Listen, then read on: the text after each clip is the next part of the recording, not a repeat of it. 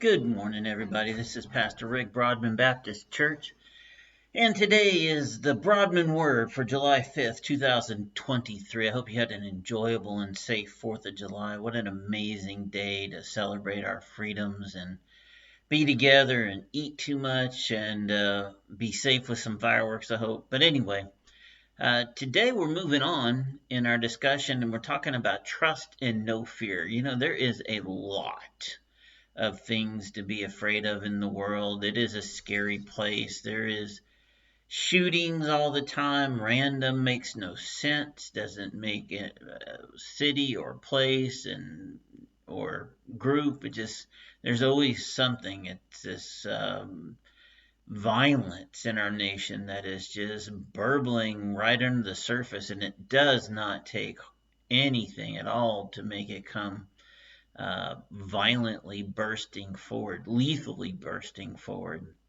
And then there's all kinds of groups mad at each other, all kinds of shouting, demonstrations, and violence there as well, and extremist politicians and extremist positions. It's just a scary place.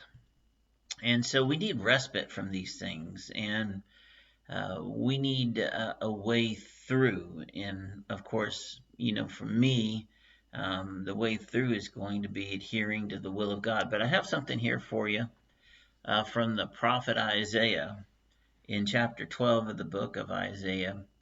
And perhaps it'll give you something to hang on to today.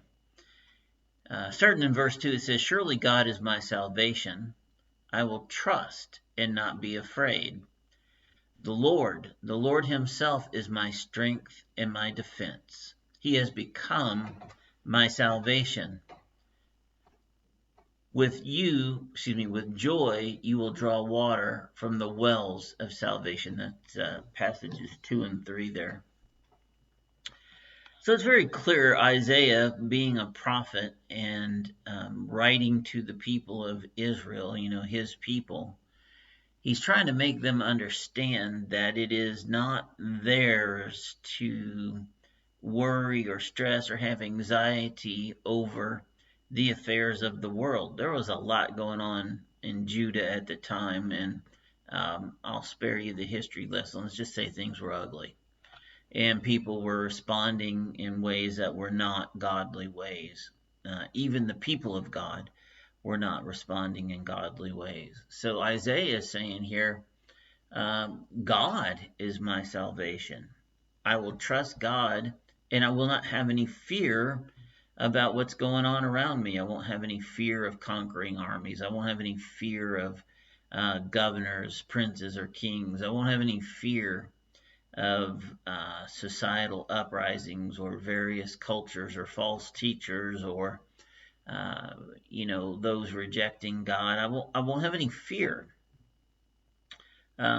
With joy, you will draw water from the wells of salvation. That means being saved, having salvation through the grace of God, having that relationship, having professed Jesus Christ as my Lord and Savior. I have a completely different set of circumstances for life. I no longer have to worry about the things that the people of the world worry about or anxious or have stress or anxiety about. These things are no longer matters for me to worry about. It is the work of God to determine such things.